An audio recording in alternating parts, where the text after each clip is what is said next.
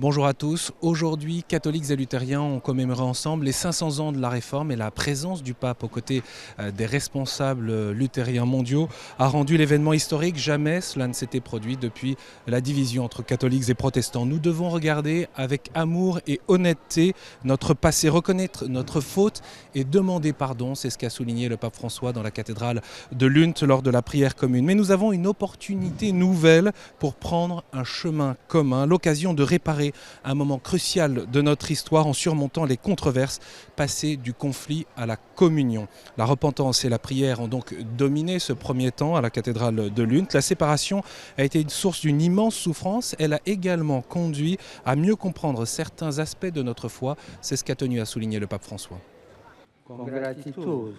Avec gratitude, nous reconnaissons que la réforme a contribué à mettre davantage au centre la Sainte Écriture dans la vie de l'Église.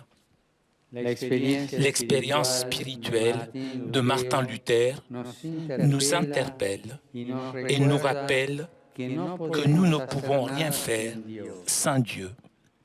Comment puis-je avoir un Dieu miséricordieux?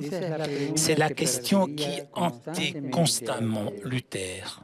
Sans Dieu, nous ne pouvons rien faire. C'est sans doute le message puissant qui a été donné aujourd'hui par les luthériens et les catholiques à deux voix réunies. La dizaine de milliers de participants ici dans cette aréna de Malmö ont pu suivre cette célébration écuménique à travers les grands écrans avec intensité. Le pape et les responsables luthériens les ont rejoints pour une deuxième partie autour de témoignages, ce qui a permis de souligner la nécessité de l'annonce ensemble de la miséricorde de Dieu, que ce soit au service des plus fragiles, des enfants au Burundi pour la paix, en Colombie, au Sud-Soudan pour le respect de la création, sans oublier bien sûr les migrants ou encore le martyre des chrétiens d'Orient.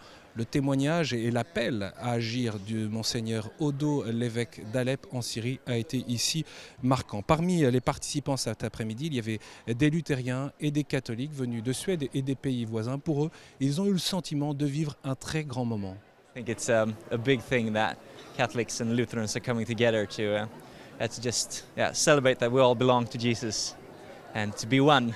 And I think this is a big step.